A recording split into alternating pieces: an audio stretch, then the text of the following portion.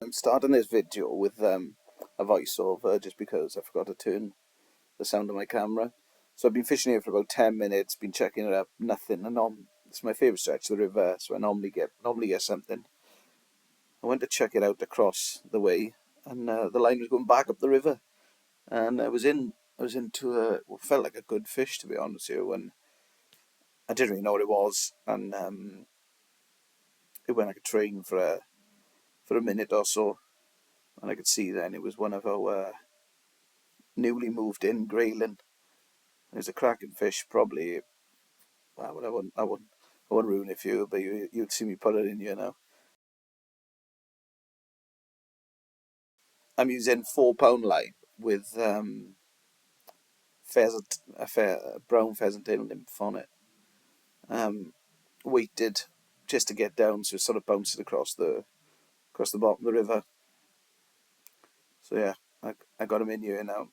I am using barbless hooks, but I had to get the forceps out just because I wanted to make sure that I could get a good grip on it.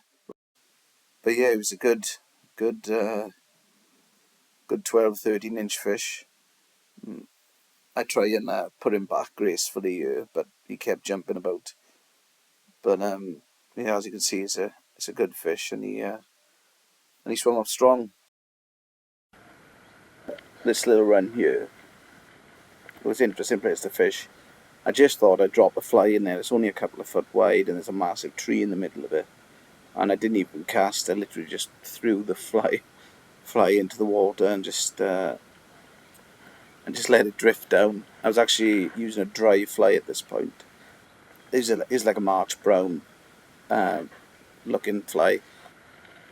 Yeah, I literally didn't cast, just dropped it in the water. Let the current take it down. And I've just watched my rod tip. I love fishing little stretches like this. I didn't think I'd get anything, to be honest, but then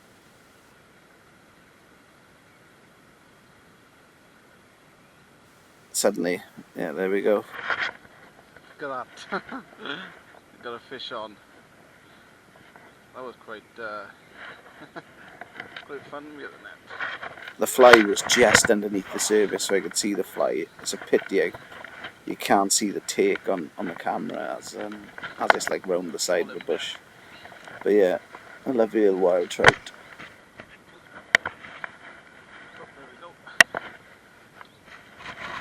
Lovely wild brownie. There we go. Flies out. Goodbye, fish. Oh. There he's gone.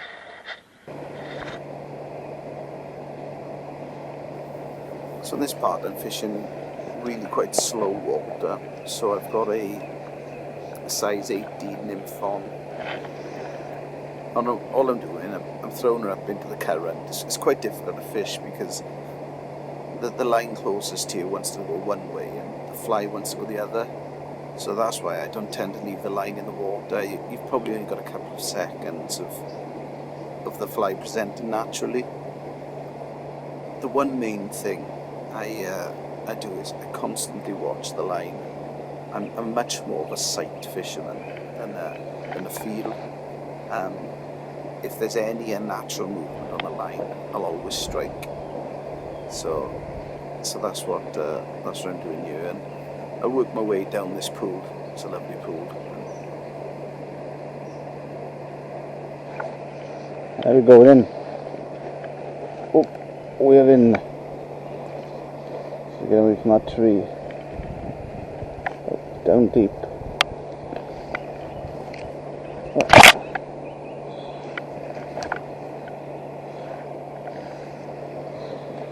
We're in.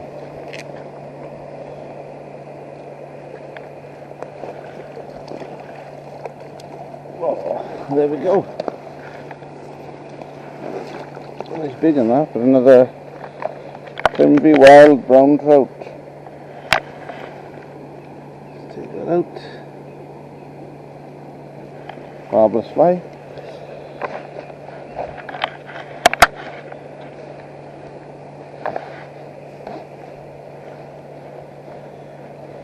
So that's nice. Nice fish, to be honest with you. Happy days. Let's keep going.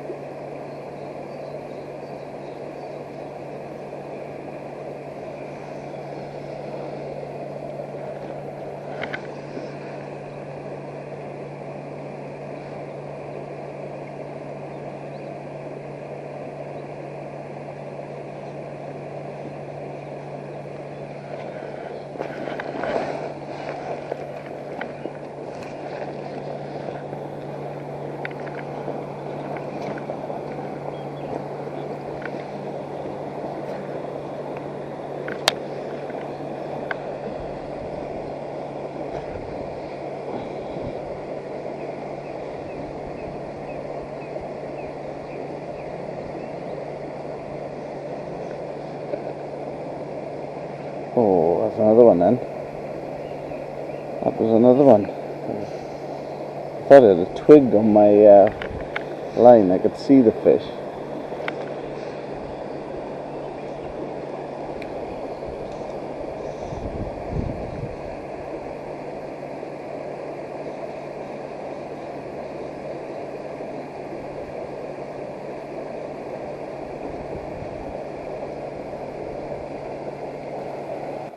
So I'm back upstream here.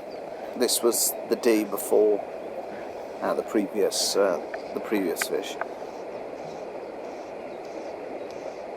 So I'm just fishing upstream, casting upstream, and just leaving the line come towards me. As you can see, the river flows quite quickly here.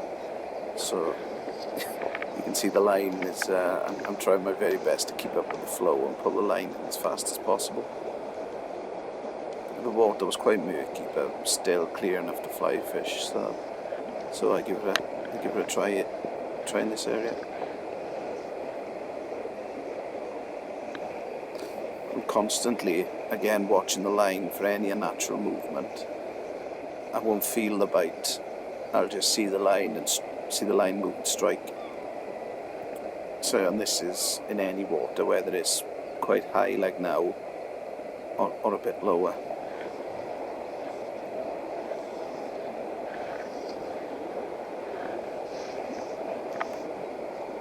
I'm trying to get the fly in a specific area because it flows much more naturally.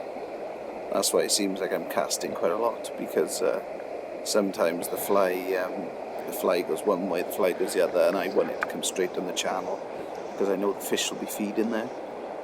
Probably for every 10 casts, one of them lands where I want it to. And I was lucky that day because I did get a cast where it just landed just perfect. Yeah, this pool's full of fish. There's a lot of fish in this pool. They are quite hard to see and hard to find, but you will again. It's a very deep pool, so they tend to hang around close to the bottom, especially if when the river's flowing and when it's really low. I'll leave that go all the way down.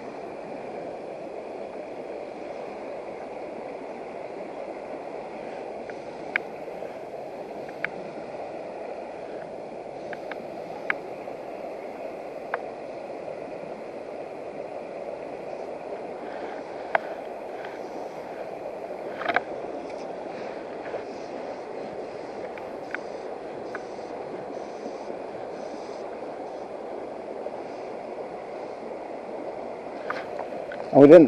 We're in. Oh, we're in. That was a bit crazy because the flow was so fast. But yeah, it's a good little wild fish. Oh, that's probably awful videoing. But the river's flowing so fast. There you go.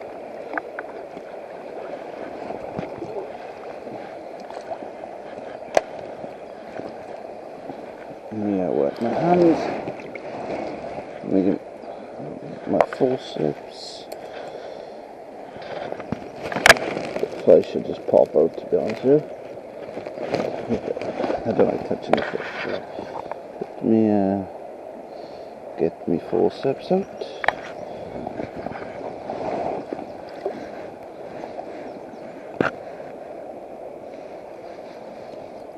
If he stops jumping about.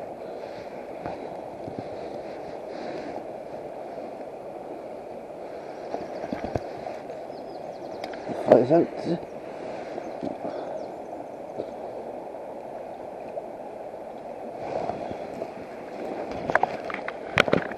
There we go, he's gone.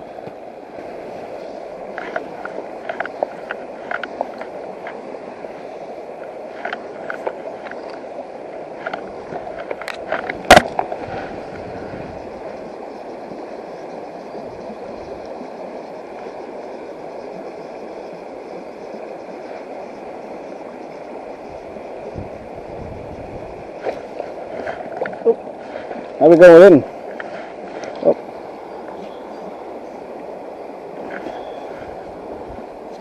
Oh. I don't think I can wind all this line in. He's going like a train. There's a net.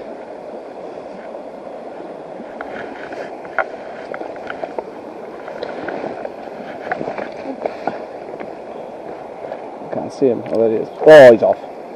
He's off. Oh well. Oh well. Nice wild fish. It's the advantages of using barbless hooks. Well, the disadvantages actually. Just make sure everything's looking good. Yeah, that's good there. For this one. Yeah, that's good there. Let's give another go.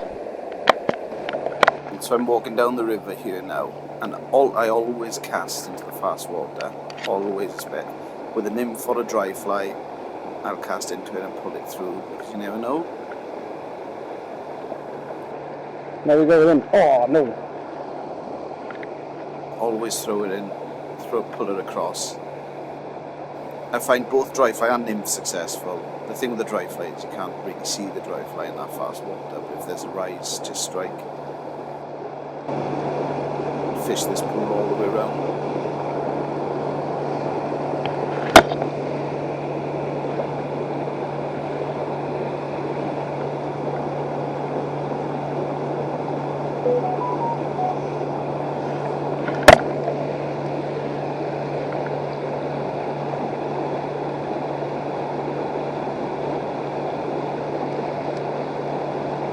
There we go.